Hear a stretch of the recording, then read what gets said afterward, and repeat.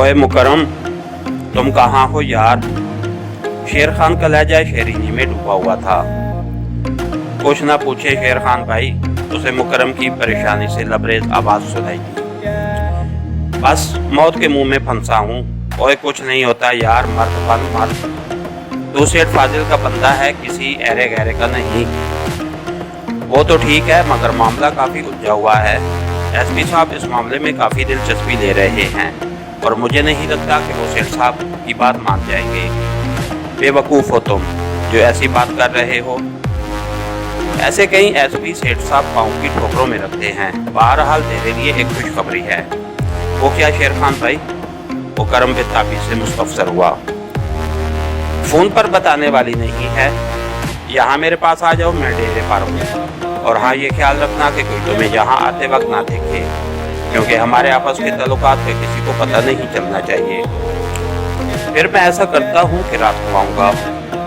नहीं यार, समझा करो, रात को हमारे पास कहाँ टाइम होगा। वही कमर्शियल वाली मंगवाई हुई है। पैसे तो ज़्यादा मांगे हैं साथ में, पर कोई बात नहीं, सेठ साहब अपने वर्करों पर बहुत मेहरबान है। सच शेर खान भाई? मुकरम की आवाज़ गले में फंसने लगी। वो मान गई है। ये साड़ियाँ पैसे की होती हैं यार।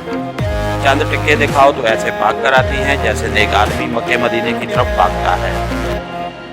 यूं भी ये कमर्शियल और ड्रामों में अपना काम अपना रेट बढ़ाने के लिए करती हैं। हम उन्हें एक रात इतना मुआवजा देते हैं जो उनके कई ड्रामों के बराबर होता है।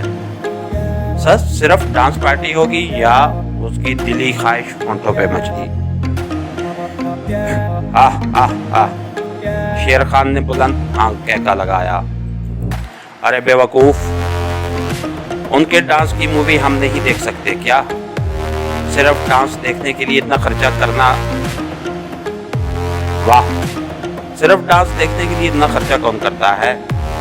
अलबत्ता तमाम आदमियों को शायद वो टाइम ना दे सके कि पार्टी रात गए तक जारी रहेगी।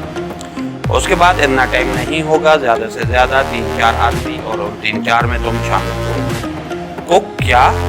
ये फर्क मुसर्रत से उसे बोला न गया। उसे यकीन नहीं आ रहा था कि वो लड़की जिसे स्क्रीन पर देखने के लिए वो तरसा करता था उसकी आगोश में आ जाएगी। हाँ, ये बिल्कुल हकीकत है। शेर खान उसका अधूरा फिक्रा मुकम्मल किया। अब तुम जल्दी से पहुंचो ना, ताकि तुमसे कुछ जरूरी बात की जा सके, क्योंकि ये बात फोन पर करने वाली नहीं है।